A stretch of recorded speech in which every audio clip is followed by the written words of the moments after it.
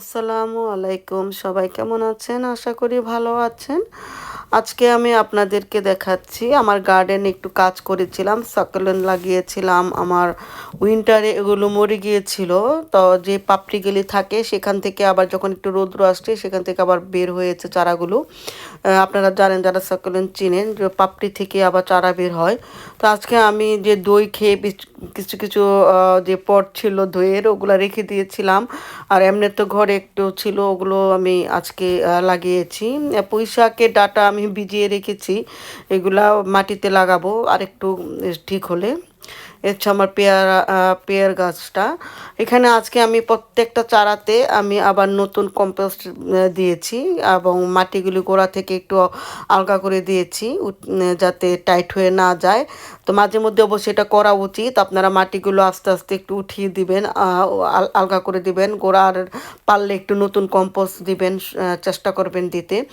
আমি এখানে পলিথিন দিয়ে রেখেছিলাম, কারণ মাঝখানে জানেন ঠান্ডা পড়েছিল। আর এমনিতেও সকালে বা অনেক ভোরে বা রাতের দিকে ঠান্ডা পড়ে, তো ডাইরেক্ট যাতে ঠান্ডাটা না লাগে গাছের মধ্যে, সেই জন্য আমি এগুলো দিয়ে দিয়েছি। এটা হচ্ছে আমার যখন নাকি আমি বিচি ফেলেছিলাম, ওগুলো খুব একটা বড় হয়নি, তো ভাবলাম আজকে লাগিয়ে ফেলি। তো আজকে লাগিয়ে ফেলেছি। আমার এখানে এই যে স্ট্রবেরির চারাগুলো আবার গোড়ার থেকে হচ্ছে, আগেরগুলো মরে গেছে।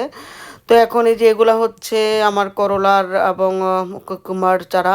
এই যে এখানে দেখতে পাচ্ছেন বাংলাদেশের যে লুব্বা আছে, বিনস, ওগুলার হচ্ছে গিয়ে চারা বিচি ফেলেছিলাম, চারা হচ্ছে।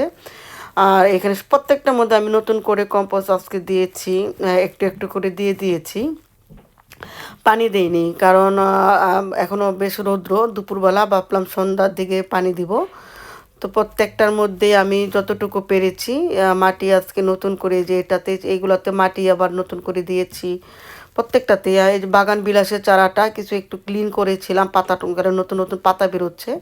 তো নতুন পাতা যাতে ঠিক মতন থাকে সেজন্য আমি একটু ডালাগুলি ভেঙে ভেঙে পরিষ্কার করে দিয়েছি, দিয়ে একটু মাটি দিয়েছি। মরিচের চারাটা একদম ঢেকে গেছে বেশি বেশি, তাই ভাবলাম যে একটু ছিঁড়ে চারাটা একটু বের করে দেই, যাতে রৌদ্র পায়। গোড়া দিয়ে অবশ্য আমাকে একটু ক্লিন করতে হবে, যে পাতাগুলো আছে এগুলো একটু ফেলে দিতে হবে। আজকে বেগুনের চারাগুলোর নিচ থেকে যে পাতাগুলো ছিল এক্সট্রা, সেগুলো আজকে ফেলেছি। মরিচেরগুলোও ফেলতে হবে, এতে করে গাছের জন্য অনেক ভালো, তাড়াতাড়ি গ্রো হয়। এই জন্য নিচ থেকে পাতাগুলো যেগুলো থাকে সেগুলো ভেঙে দিতে হবে, খেয়াল আস্তে ধীরে, যাতে, যেহেতু গাছ খুবই নরম, ফেলতে গেলে যাতে গাছ ভেঙে না যায়। তো এগুলাকে আমি করব। এখানে আমি এই যে সমস্ত স্টিকগুলো রেখেছি, এগুলা আমি পরে মাচা বানাবো। এখানে আমাদের যে বেড়াটা ছিল ওটা আমি ওখান থেকে ভেঙে আমি স্ট্যান্ডগুলো রেখে দিয়েছি, এগুলার থেকে আমি মাচা বানাবো। মাচা বানানোর জন্য আমার বেশ কিছু জিনিসের দরকার, সে ওয়েট করছি আমি এখনও। আমার এখানে কিছু সাকলন ছিল যেগুলো ঘরেও ছিল, আমি পানিতে ভিজিয়ে রেখেছিলাম। তো এগুলো আবার আমি আজকে মাটিতে, যেমন এটাও ছিল পানিতে ভিজানো, আমি বাইরে আজকে লাগালাম। তো কেমন লাগলো আমার গার্ডেনিং জানাবেন, এনজয় করেছেন কিনা, সাপোর্ট করবেন আমাকে। আসসালামু আলাইকুম।